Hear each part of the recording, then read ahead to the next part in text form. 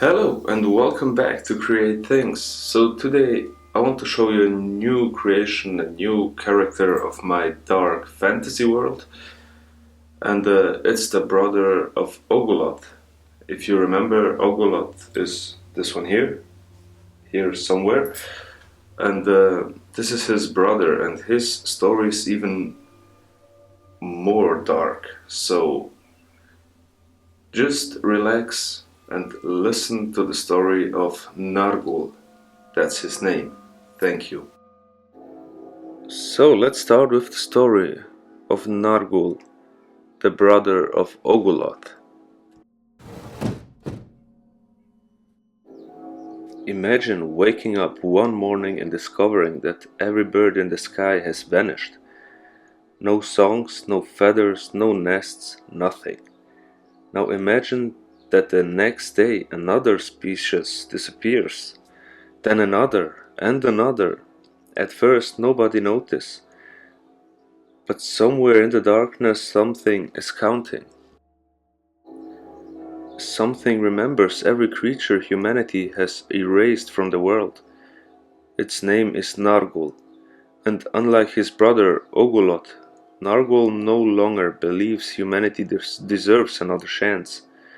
For centuries the world spoke of monsters hiding in caves, demons lurking in ruins, and beasts hunting travelers beneath the moonlight. But none of those creatures terrified the ancient races as much as Nargul. He was not driven by greed, he was driven by purpose, and his purpose was the end of mankind. Long ago, before kingdoms covered the land, Nargul and his brother Oguloth walked the world together.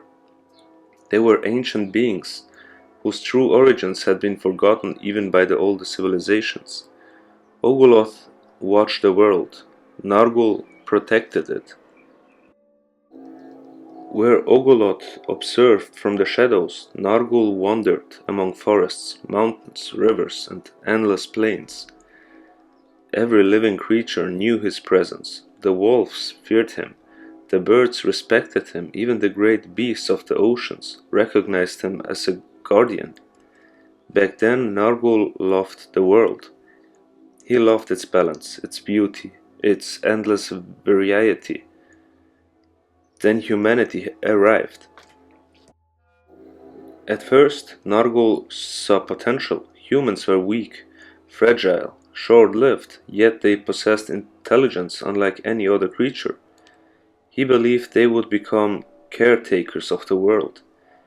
Instead, they became its greatest threat. Years turned into centuries. Villages became cities, cities became empires, and empires became machines of destruction. Forests vanished, mountains were gutted, rivers died, entire species disappeared forever. Every extinction wounded Nargul. Every forgotten creature left behind something more than bones. It left behind a soul, and somehow those souls found their way to him. The first was a giant winged creature known as the Sky Strider. When the final Sky Strider fell beneath human arrows, Nargul felt its spirit enter him. He heard its final thoughts, its fear, its confusion, and its pain. And soon another species vanished, then another and another. Thousands of voices began living inside him. The extinct, the forgotten, the erased, each soul carried memories, and every memory showed humanity destroying something beautiful. The voices never stopped. They whispered during the day, they screamed during the night. For centuries, Nargul endured this suffering. And eventually he could bear it no longer. He sought out to Oguloth. Deep within a forgotten valley, the brothers met beneath ancient trees, older than recorded history. "Brother," Nargul said, "the world is dying." Oguloth remained calm. "The balance remains." "No," Nargul answered. "The balance is being slaughtered." Oguloth watching the stars. as always patient and silent. The world has survived worse. Then why do I hear the voices? Nargul demanded. Why do the dead beg for justice? Oguloth offered no answer. And for the first time in countless centuries, Nargul felt anger toward his brother. Not because Oguloth was cruel, but because he refused to act. That night Nargul left. He vanished into the deepest wilderness, and for hundreds of years nobody saw him again. Legends spread, stories of a skeletal giant wandering ancient forests, stories of glowing eyes appearing between trees, stories of hunters disappearing without a trace. Most dismissed these tales as superstition. The truth was far worse. Beneath the roots of the oldest forest in existence, Nargul was building a kingdom.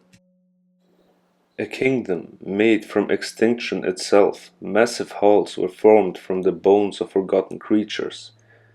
Gigantic pillars rose from skeletons larger than castles. There, surrounded by the dead, Nargul listened.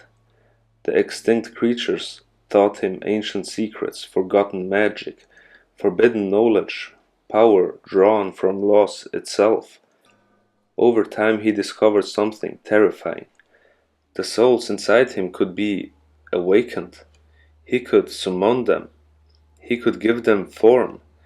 One by one, extinct beasts returned to the world, not as living creatures, but as spectral horrors, ghostly predators. Massive winged shadows, creatures forgotten by history, and all of them obeyed Nargul. As centuries passed, his hatred evolved into a plan. He no longer wanted revenge. Revenge was temporary. He wanted something permanent, something final. Nargul believed humanity could never change, no matter how many warnings were given. No matter how much suffering they caused, humans always consumed more, destroyed more, expanded further, and so Nargul reached a conclusion. Humanity itself had become an extinction event. To save the world, humanity had to disappear. His plan began in secret. Travelers vanished, hunters disappeared, entire expeditions failed to return. At first nobody connected the incidents, then villages began disappearing. One village in particular became famous. It was called Harrow's End. A thriving settlement surrounded by forests. One evening the villagers celebrated harvest festival. Music filled the streets, children played, fires burned. Everything seemed normal. The next morning a merchant arrived. The gates stood open. The fires had burned out. Food still rested upon tables. Doors remained unlocked, yet every single person was gone. Not a single body was found, only strange footprints leading into the forest. Word spread rapidly. Fear followed. Soon other villages suffered the same fate. The world began whispering a single name: Nargul. Kings offered rewards. Priests called for holy wars. Mercenaries marched into the wilderness. None returned. And then came the king of Arkenfall, a ruler famous for his pride and military strength. Upon hearing the stories, he gathered 10,000 soldiers. If Nargul exists, the king declared, I will bring back his skull. The army entered the northern forests. Thousands marched beneath banners of gold and crimson. For 3 weeks they advanced. For 3 weeks nothing happened. Then the disappearances began. A scout vanished. Then 20 soldiers. Then entire camps. The forest itself seemed alive. Eyes watched from the darkness. Whispers echoed through the trees. Panic spread. One night the king awoke to screams. Spectral beasts emerged from the shadows, creatures long extinct tore through the army. Winged horrors blocked the sky, ghostly predators stalked the ground. The battle lasted until sunrise. By morning only a handful of survivors remained. Among them was the king, broken and terrified, and standing before him was Nargul. The king expected a monster. Instead he found a figure standing silently among the ruins, thin and pale, covered in the memories of extinct worlds. You could have ruled mankind, the king said. Why destroy us? Nargul stared at him, then spoke, a voice carrying thousands of whispers. I do not seek destruction. I seek survival, the king frowned. Nargul slowly raised a hand. Around them appeared ghostly animals, creatures erased by humanity. A giant stag, a winged serpent, a colossal bear covered in ancient scars. They survived for thousands of years, Nargul said. Then humanity arrived. The king looked away. For the first time he had no answer. Nargul stepped closer. Tell me, king, when the last forest falls, when the last river dies, when the last creature vanishes, what will remain of your kingdom? The king remained silent, because deep down he knew Nargul was not entirely wrong. That was what made him dangerous. He spoke uncomfortable truth, but his solutions was horrifying. Nargul intended to erase humanity from existence, not through war, not through conquest, but through disappearance, one village, one city, one kingdom at a time. Eventually, word reached Oguloth. For centuries he had watched from afar, believing balance would return on its own. Now even he understood the danger. Nargul had become something far greater than a grieving guardian. He had become a force of extinction. The brothers met once more within the ruins of an ancient temple during a raging storm.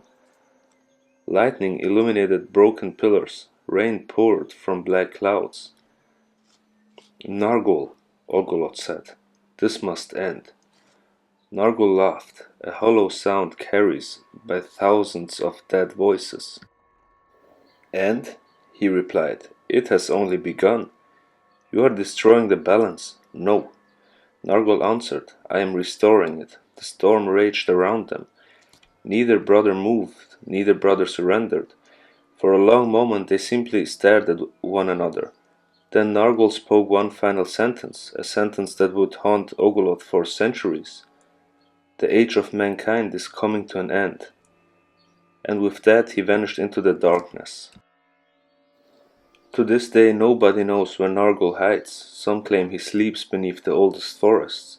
Others believe he walks among humanity disguised as a traveler. But one thing is certain, he is still counting, he is still remembering, still gathering the spirits of every creature humanity destroys. And somewhere in the darkness Nargul continues preparing for the day when the final phase of his plan begins. The day he no longer takes villages, the day he no longer takes kingdoms, the day he comes for humanity itself. So this was the story of Nargul, the brother of Oguloth. I hope you liked it. Leave a comment, subscribe, give me feedback. I'm always thankful for that. And now you will see the artwork. Thank you very, very much.